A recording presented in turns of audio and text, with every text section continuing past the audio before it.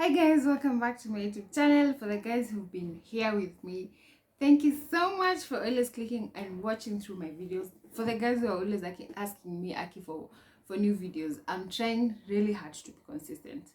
For the guys who have actually come on board, thank you so much for clicking on my videos. I'm so pumped up.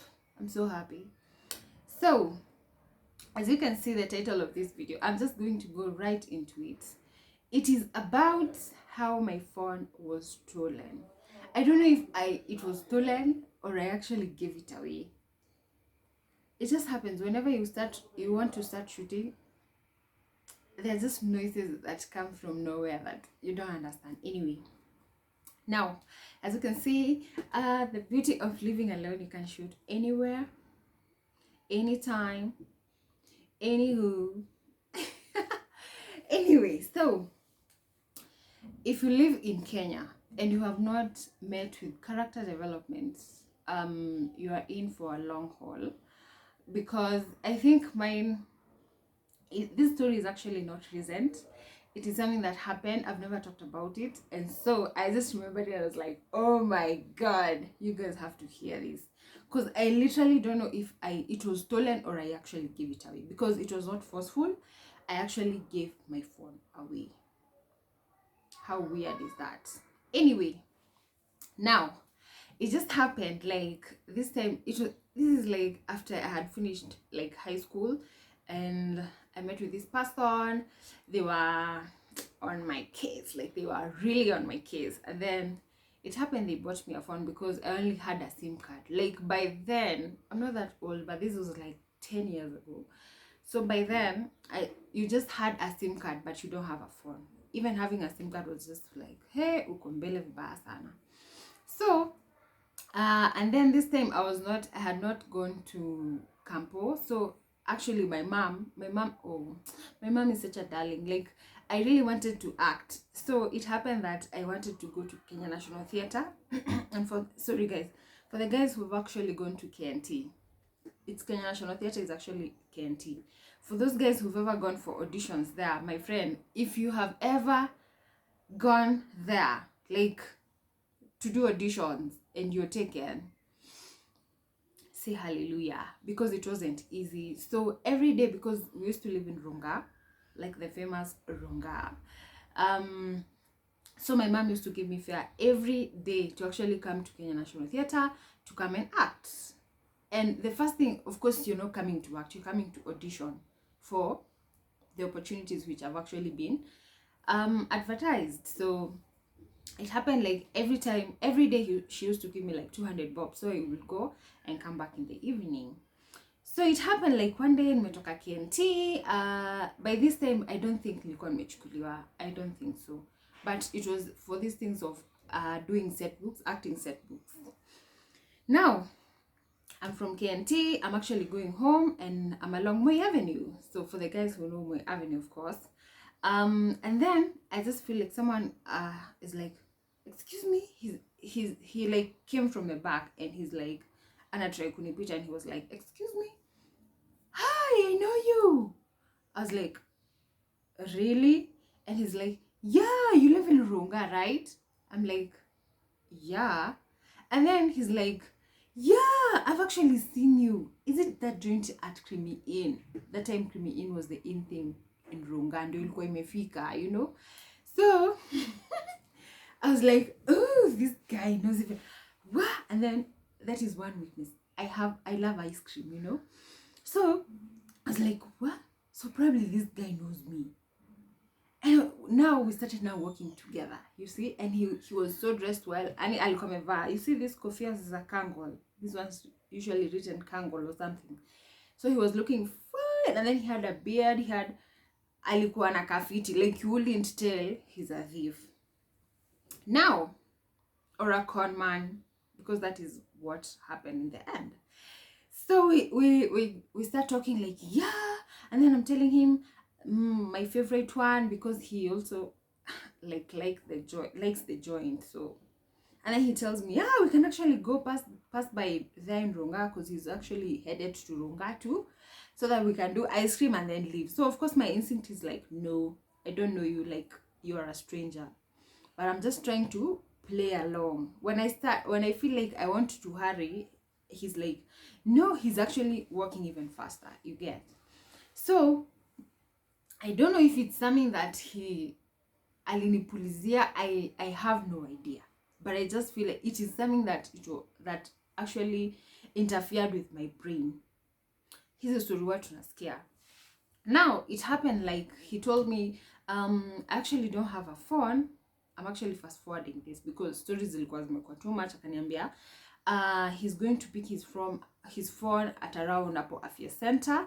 So I told him, no, me, I'm just going to go home. So and then he's like, no, you can just wait for me, and then I just pick it and then we go together so that we can do ice cream. And then I'm like, no. In the end, I don't know how I agreed. And he told me by that time there was a Ukwala that was around Apo Afya house, Afya Center, I mean. So we went to that Ukwala and he tells me, let me buy you ice cream so that you can be eating it before I go get my phone and come back. So I was like, okay, so you want to buy ice cream for me, let me go. And then I will make sure I will pick the bucket one so that you're not even able to pay. So we went, he told me to pick the ice cream which I wanted. So I went, picked the ice cream, took the bucket one, which was expensive.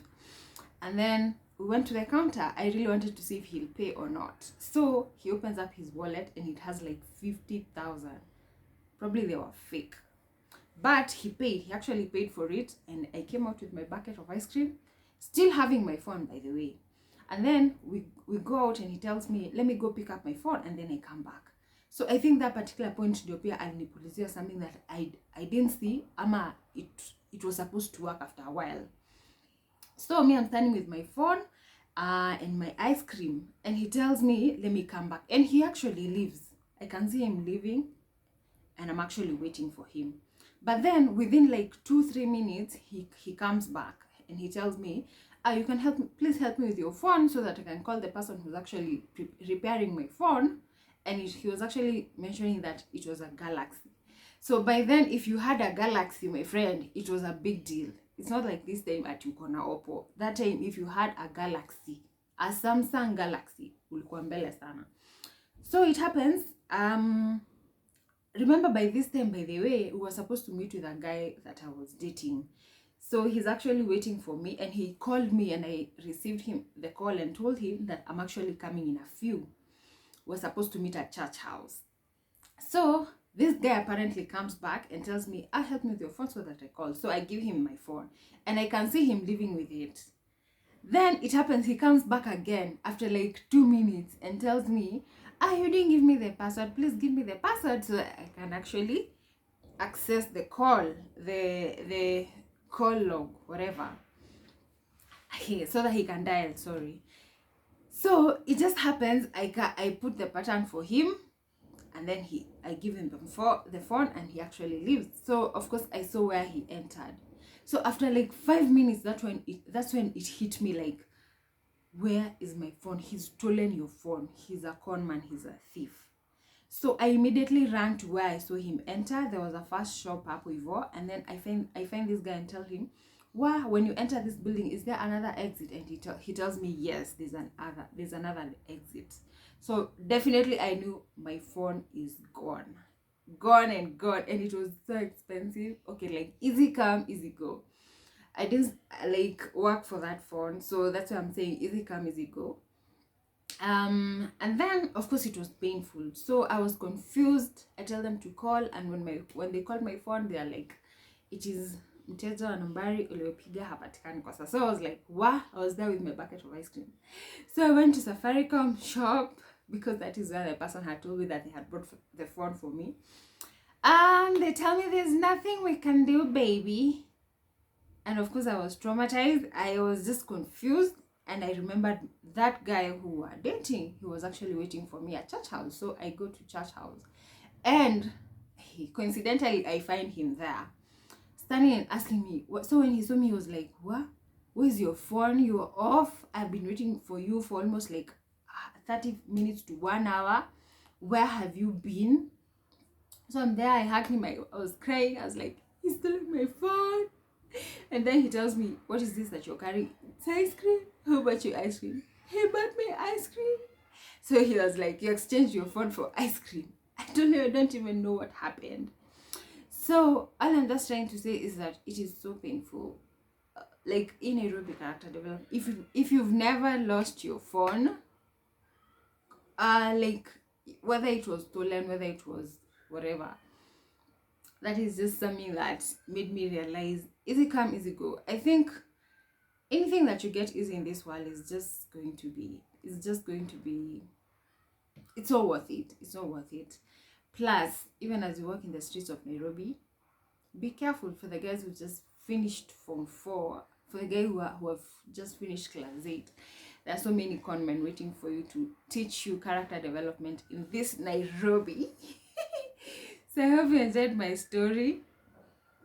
And be careful, because it's just something with losing your phone. You lose all your contacts, you lose all your pictures.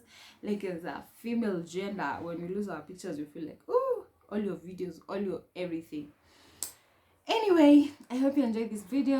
Looking forward to do a skincare routine. I think that is actually going to be my next video. So see you then, and I hope you subscribe to my YouTube channel. Don't forget to like and comment, guys, if you've ever lost your phone. See you guys on my next video. Bye.